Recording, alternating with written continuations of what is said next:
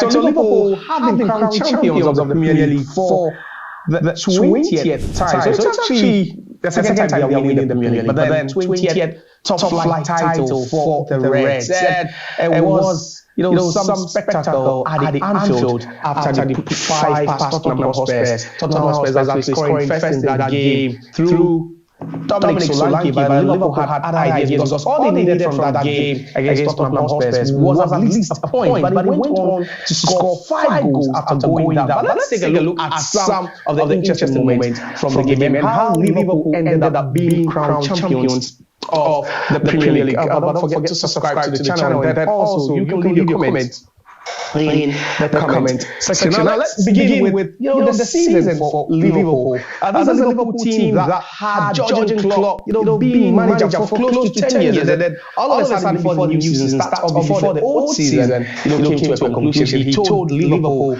management and owners that he didn't want to be the coach again. So there came Arne Slot, someone who wasn't really known. His popularity wasn't really up there, and people questioned, what he was bringing to the table. Because you have one legend leaving in Jurgen Klopp, then in comes Arne Slot, someone who had actually won the league, in the Netherlands with Feyenoord, but expectations were so high for him. So he came in, but then before Liverpool actually won their 20th league title, let's not forget that Manchester United held the record for the most top flight titles won in the history of English football with 20. And then we remember when Ferguson signed for Manchester United, and one of the famous things he ever said was knocking Liverpool off their perch. So when the Premier League began in 92, Manchester United went on to win 13 Premier League titles, overtaking Liverpool at that point, who had won the top flight title 18 times and had never won a Premier League title. So under Jurgen Klopp, Liverpool went on to win their 19th league title and their first ever Premier League title. But unfortunately, they had to celebrate their title win with no crowd at the Anfield due to the restrictions being placed during the COVID year. So you remember the 2019-2020 season where Liverpool won the league. They were in fact incredible during that season. But then 5 years later, after Jurgen Klopp left, Arne Slot came in and guided the team to another league triumph, which means that Liverpool are now tied with Manchester United for 20 top flight titles apiece. Now, the controversy and the debate still continues between Manchester United and then Liverpool. Which team do you think is the greatest in the history of English football? Do you think after Liverpool winning the title makes them, the greatest again? Because they still have more UEFA Champions League titles than Manchester United. They've still won more Europa League titles than Manchester United. So do you think Liverpool still remain, the greatest team in the history of English football, or you think it's going to be, or it has to be Manchester United? But let's not also forget that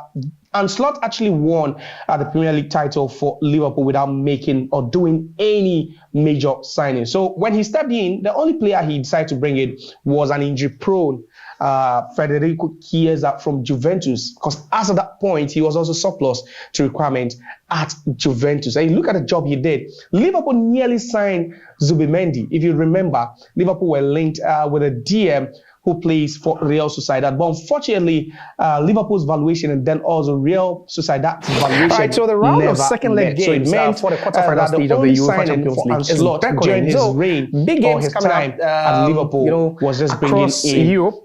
Villa will be in action against Paris Saint-Germain. There's Borussia Dortmund also taking on Barcelona for the second leg. Not just that, but then also Real Madrid Arsenal could be the biggest yet again, from the first leg. And then also there's the Inter Milan Bayern Munich game. So let's quickly take a preview, of these games and what to expect. I did some predictions. Yes, I know I missed a couple from the last episode because I predicted Real Madrid to at least get a win at the Emirates. It didn't happen. I predicted PSG to win. Yeah, I had that one right. I predicted Barcelona to also, record a high scoring, game or a scoreline from or in that game against Borussia Dortmund, it happened. But then I missed one as well. So it was the Bayern Munich-Inter game. I thought Bayern Munich, at least at home, should have been a bit more competitive. But unfortunately, it didn't go that way. So just 1 or 2 out of the 4 predictions. But hey, we are here to preview the upcoming second leg games again. But don't forget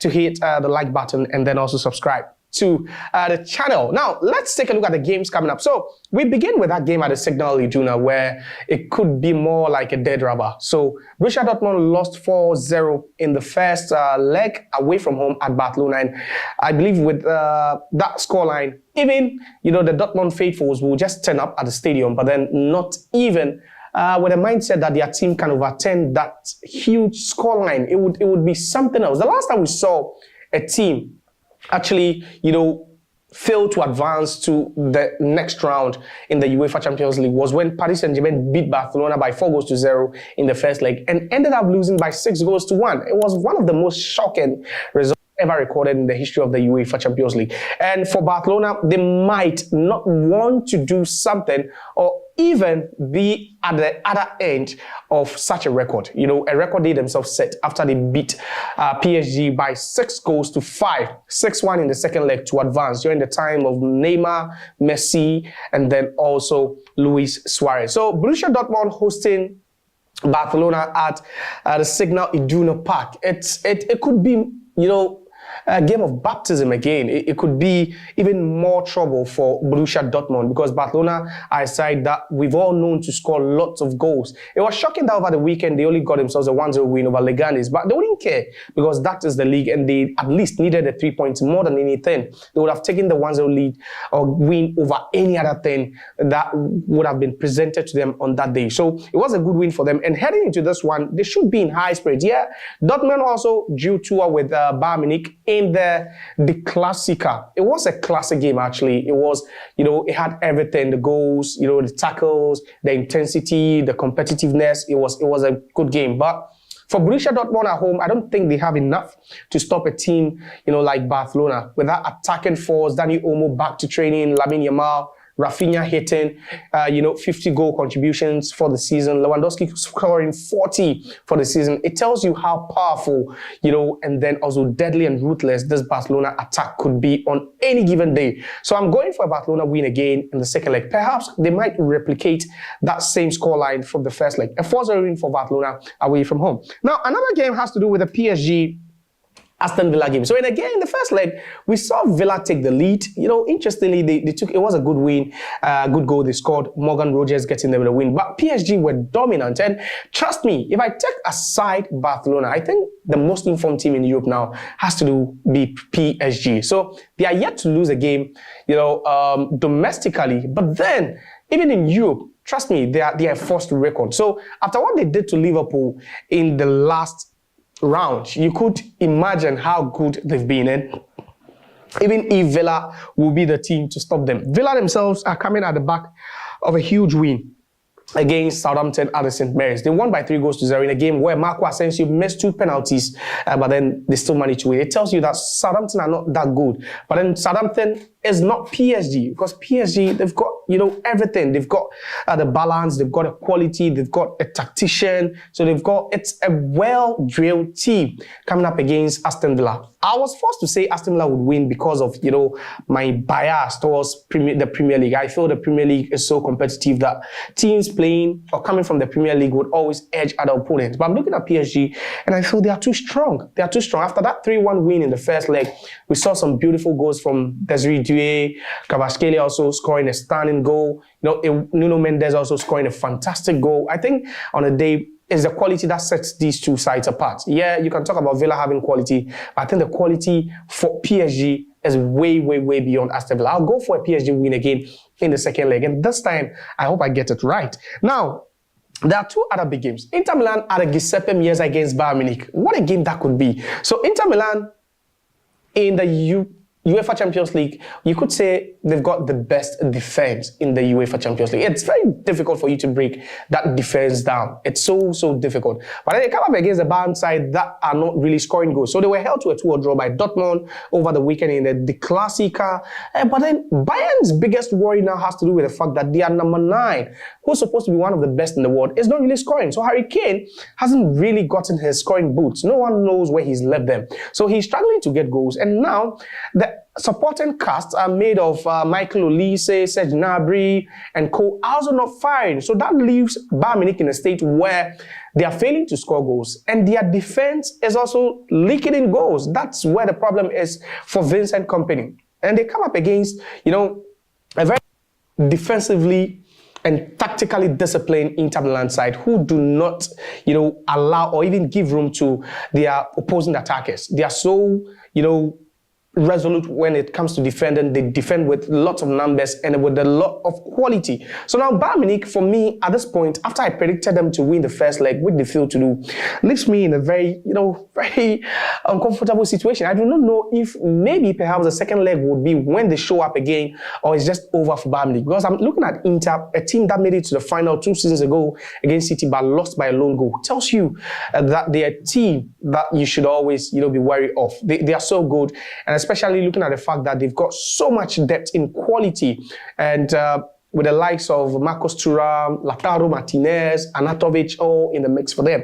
I'll be forced to say that Inter Milan should at least draw, because a draw will see them sail to the last 4 of the competition. Now to the biggest game of the quarterfinal stage, arguably and obviously, and that would be the Arsenal or the Real Madrid-Arsenal game at the Santiago Bernabeu. So Madrid, by all standards, I don't know, they lost by, one of the most shocking results, scorelines ever, you could ever attach to Real Madrid, by 3-0. And as the circumstances are that way, they lost the game. Declan Rice scoring 2 direct free kicks in the game when no one actually saw it coming. Now they come up against Arsenal again. Arsenal, at this point, they are not thinking about the league again because they've dropped points in consecutive games, which means that Liverpool are in pole position to win it. But then it's all about how they can still to prevent Madrid from scoring 2, not even 3, then 4. So Arsenal have got just one job to do. Do not allow Madrid to score a goal, in their game. But then the question also has to do with the fact that can they prevent an attacking trio of or quartet of Vini Jr., Kylian Mbappe, Rodrigo, and then even Jude Bellingham from not scoring. They did it in the first leg, which Madrid didn't see it coming. But then when Madrid are playing at home in their white jerseys with, the supporters, rallying behind them, do you think Arsenal have got the mental fortitude to stop Madrid from scoring? I think it's going to be a very cagey game. I don't know. I'm not so confident to say that Arsenal will sail through again. I will not say that for now because I know Arsenal. I know it's the same with Arsenal.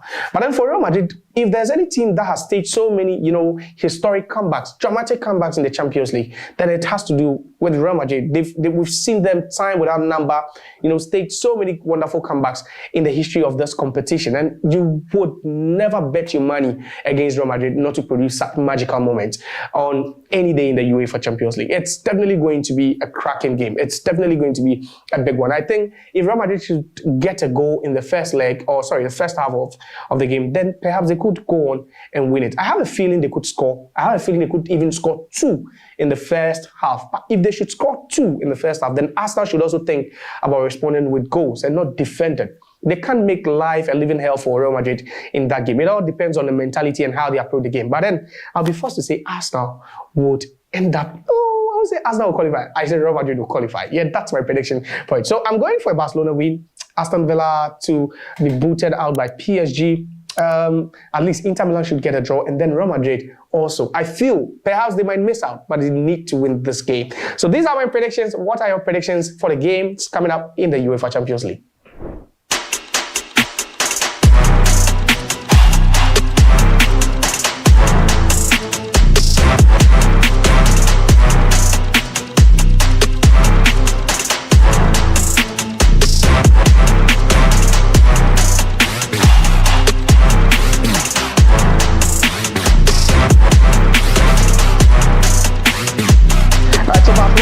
Crowned champions of the Copa del Rey. So Hansi have bagged their first trophy of the season. They are still aiming for the treble because they still have the Champions League semi-final game against Inter to play, and then also they have a commanding 4-point gap or lead at the top of the La Liga table. But interestingly, that game against Real Madrid, didn't really go down well for Real Madrid fans and then the players, as well. But then for Barcelona, they wouldn't really care. But quite a lot happened, leading to that huge game between Barcelona and then also Real Madrid. So we remember Real Madrid, actually using Marca, that mouthpiece of the club, that newspaper, to actually send some unwanted news, some to dent the image of the referee who was actually charged to take center stage in that game between Real Madrid and Barcelona. So we had all sort of things, from Marca saying that the referee was a bit biased. He never officiates Madrid games so well.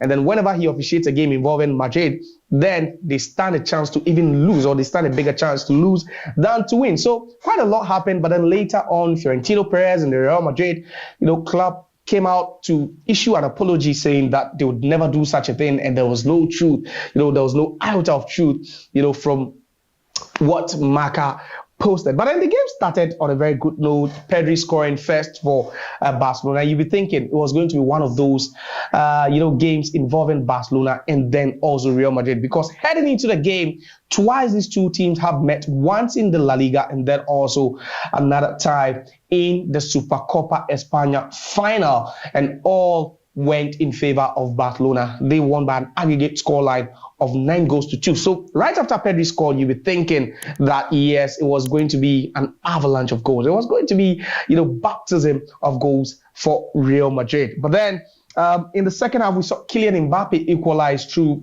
some spectacular strike, and then also Aurelien Tchouameni also adding up. Then at that point, the tides turned. So it looked all Real Madrid until Ferran Torres also scored again, assisted by Lamine Yamal. The game had to enter into extra time, and that was where the showdown was. That was where the highlight of the game actually was. So in the last 30 minutes of the game, it was quite nervy, nerve-wracking, nail-biting moments between both sides, and you'd be thinking that it could have gone anywhere until Jules Koundé scored, and that was where, the meltdown began to happen. So in that game, in the final moments of the game, we saw Jude Bellingham being shown the red card for arguing, shouting, talking on top of his voice.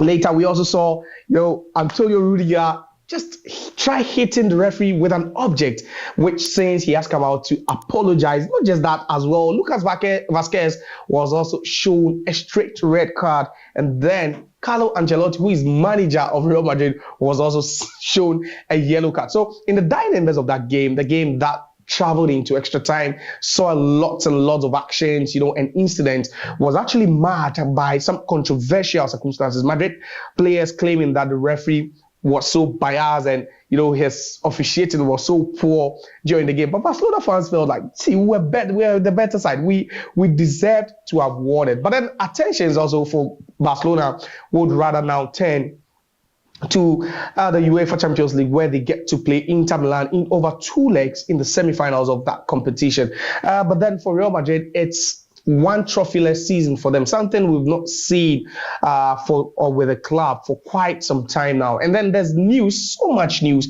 speculating, indicating that Carlo Ancelotti, who is currently the manager of Real Madrid, could step down once the season comes to an end. Now, it's also unknown if Carlo Ancelotti would actually be the man in charge of the club when they play in the FIFA Club World Cup, which is scheduled for June and July this year. But then reports we are hearing is that Jurgen Klopp has been linked strongly to the Madrid job because he's been caught twice already by Florentino Perez, but he's failed to pick up. We're also hearing that there's a likelihood that club legend and former player Xabi Alonso could also be taking over the reins once that Carlo Ancelotti also steps down from his role as manager. But then it's Barcelona who still keep on hunting Real Madrid. So for the third time, this season in the Clásico, in 3 different competitions, they ended up beating Real Madrid. But then there's one more Clásico to play for, and you'll be asking, can Real Madrid finally break that jinx?